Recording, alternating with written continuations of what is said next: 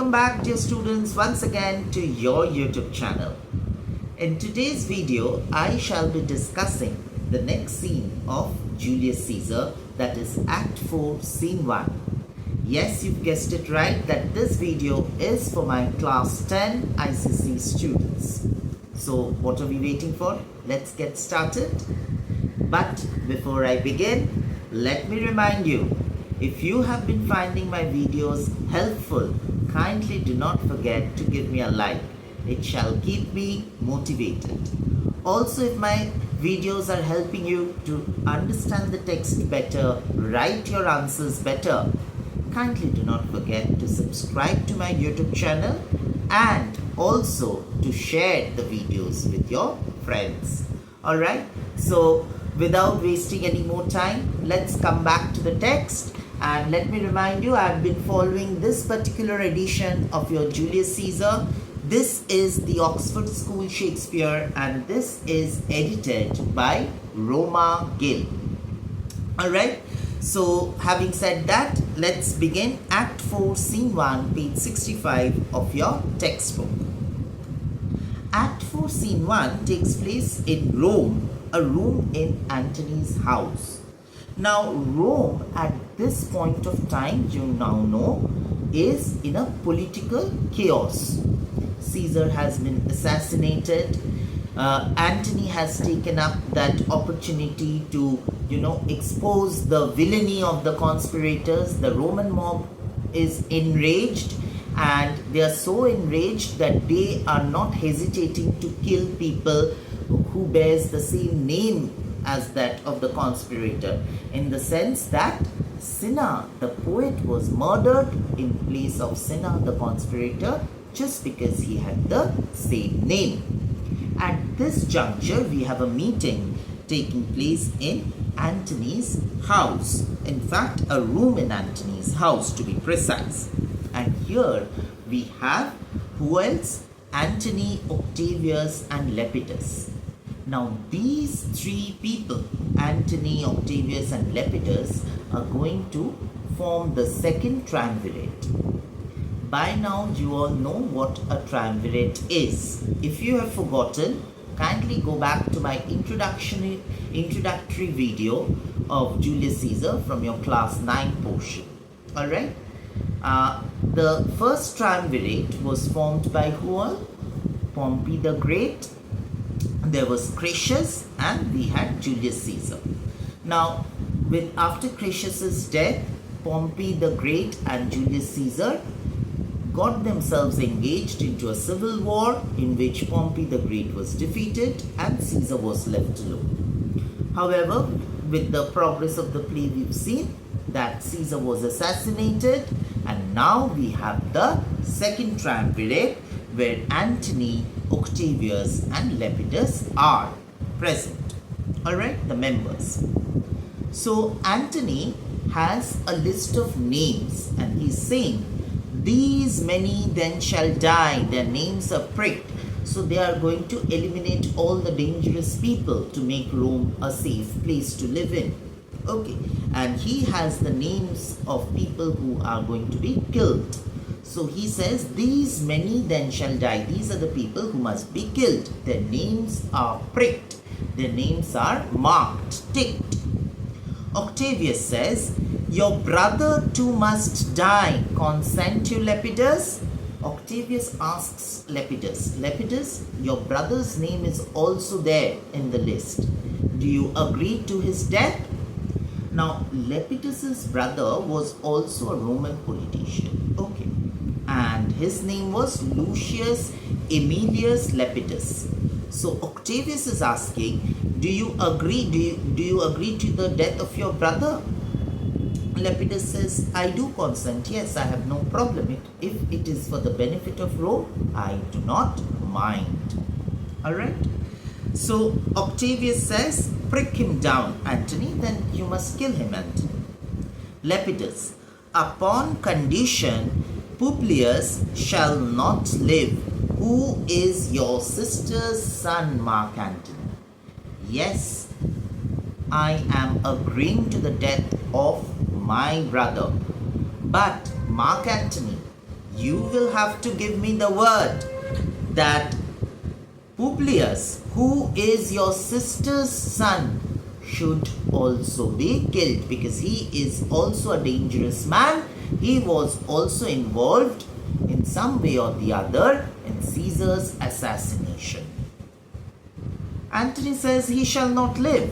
Look, with the spot I damn him. Yes, of course, he will also die. See, I have tick marked his name.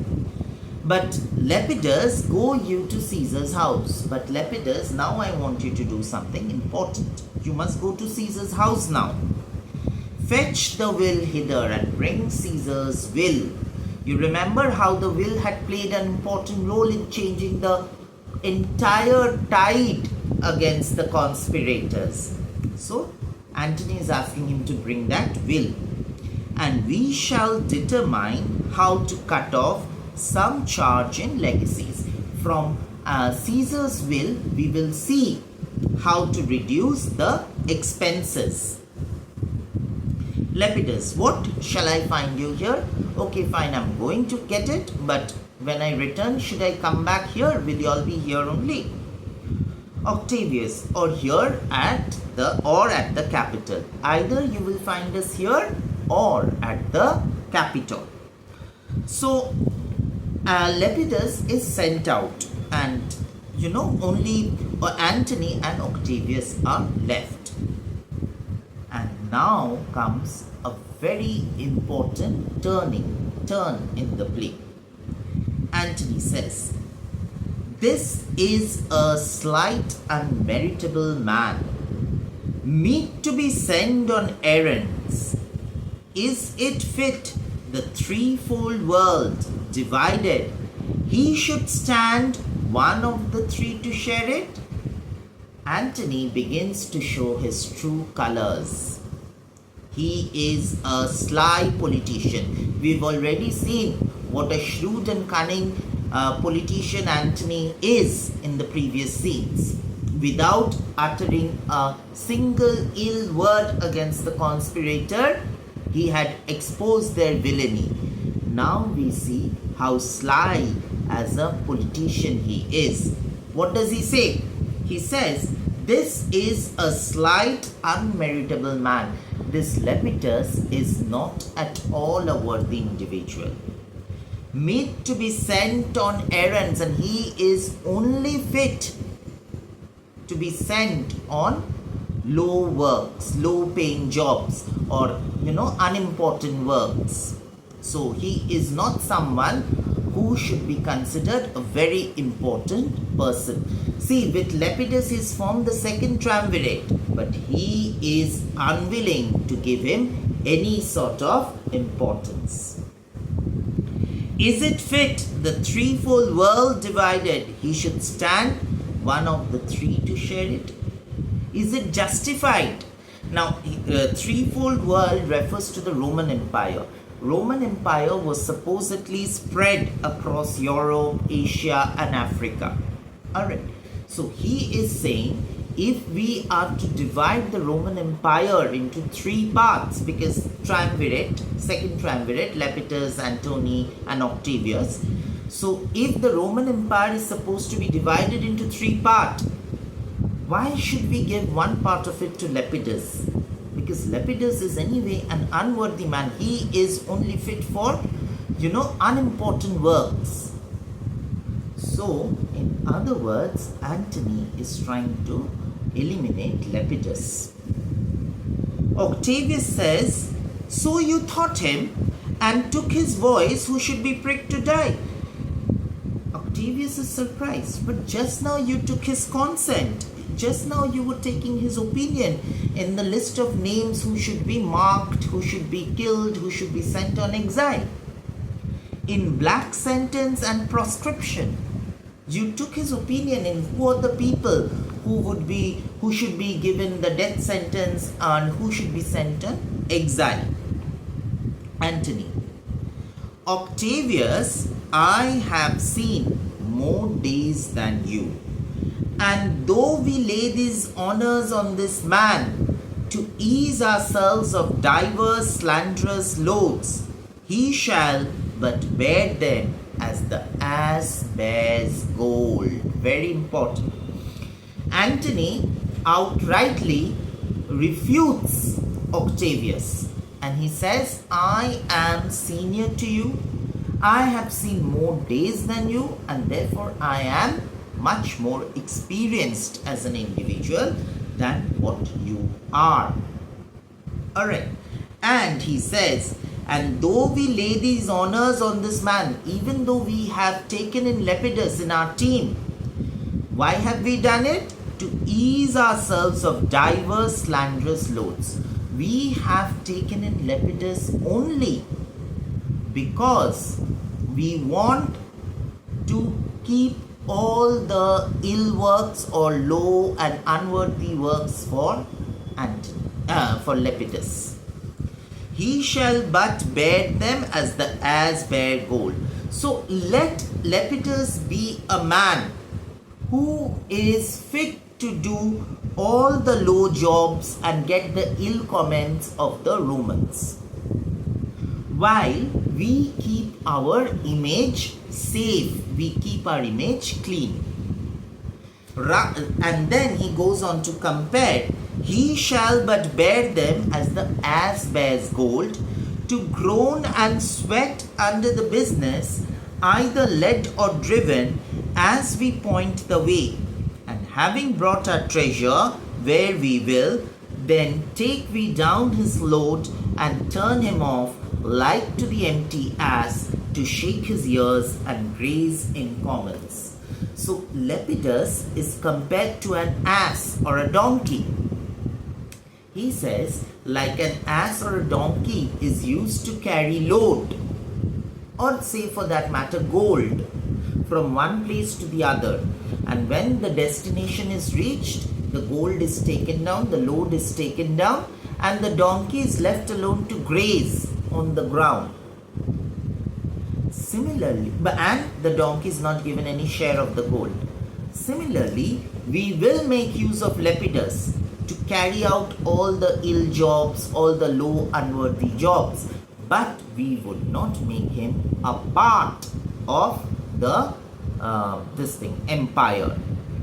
So see how evil, shrewd and cunning Antony is. Alright, he is basically a selfish individual, and he shows his true colors here, that he wants everything to his own name. You may do your will, but he is a tried and valiant soldier. Yes, you're free to do whatever you deem fit, but Lepidus has already proven himself in the past as a true and daring soldier. Antony, so is my horse, Octavius, and for that I do appoint him store of provender. It is a creature that I teach to fight, to win, to stop, to run directly on, his corporeal motion governed by my spirit. You're saying he is a true and loyal and honorable soldier? Yes, so is my horse. We've already seen the oratory prowess of Mark Antony. His arguments cannot be cut short in any way. He is so appropriate. Okay. And so when Octavius says Lepidus is a tried and valiant soldier, Mark Antony comes up with the refute that yes, so is my horse. And because my horse had been a good companion, I have appointed him as a store of provender, as a supplier of food. I have given him enough to eat. It is a creature that I teach to fight. I have taught my horse how to go about, how to fight, to win, to wind, to turn, to stop, to run directly on. His corporal motion governed by my spirit. In other words, I have trained my horse to be the warrior the way it is. In a similar fashion, Lepidus is a tried and valiant soldier, I agree. But he needs to be constantly guided by someone. So why should we consider him as an important individual in the second triumvirate? And in some taste is lepidus, but so he must be taught and trained and bid go forth. So lepidus is someone who needs constant monitoring. A barren spirited fellow, he is basically an empty-headed and one that feeds on abject odds and imitation. He has no originality of his own. He blindly follows others, which out of fashions and stalled by other men begin his fashion. He is someone who blindly follows fashion. That again, fashion which is not in vogue. Okay, he is someone who follows things which other people have discarded. So basically he lacks originality and he does not have that bent of mind to understand that this is something not in vogue now. It is outdated. Do not talk of him but as a property. So he is nothing but a tool, as an instrument who must be used. He cannot himself be an important person. And now Octavius, listen great things. So it's decided we are not going to make him an important part, but listen to him. Listen now. Brutus and Cassius are Levine powers. Brutus and Cassius are supposedly raising troops, and we must straight make head and we must take action. Therefore let our alliance be combined, our best friends made, and our means stretched. So let us start getting prepared. Let us gather all our friends and let us march against Brutus and Cassius. And let us presently go sit in council how covert matters may be best disclosed and open perils surest answer. So let us hold a meeting. Let us sit in the council and decide how we are going to tackle the dangers at hand now. Octavius, let us do so. See, Octavius is in no position to refute Antony, because Antony from the very beginning has clearly specified that I have seen more days than you. That is, I am much more experienced than what you are, Octavius. So Octavius is very, very young when compared to Antony, not only in experience but also in age, because Octavius is supposedly the adopted son of Julius Caesar. So he was much more younger. So now what Octavius feels is that he is in no way or in no position to refute Antony's claims. And so he says, let us do so, for we are at stake, we are at danger, and bayed about with many enemies. He goes on to compare himself with a bear tied to a pole and surrounded by enemies. So he's saying we are in no position now because our hands are tied now. And some that smile have in their hearts, I feel, millions of mischief. People who are gathered around us with smiling faces, most of them do not want the good of us. Even though they have smiles on their faces, they have evil in their hearts. So Shakespeare's popular theme of appearance versus reality is once again comes to the forefront. So he's saying that we need to tackle those people first who have smiles on their face but evil in their heart. With this we come to the end of Act 4, Scene 1. The scene is very important in exposing the true colors of Mark Antony. He is an opportunist and he is extremely shrewd and clever. Alright, so I hope I've been lucid enough with my explanation. If you find this video helpful and interesting, kindly do not forget to give me a like and subscribe to my YouTube channel. Also, do not hesitate to share the video links with your friends who might as well be benefited from these. Alright, see you in the next video very soon. Till then, take good care of your health and goodbye.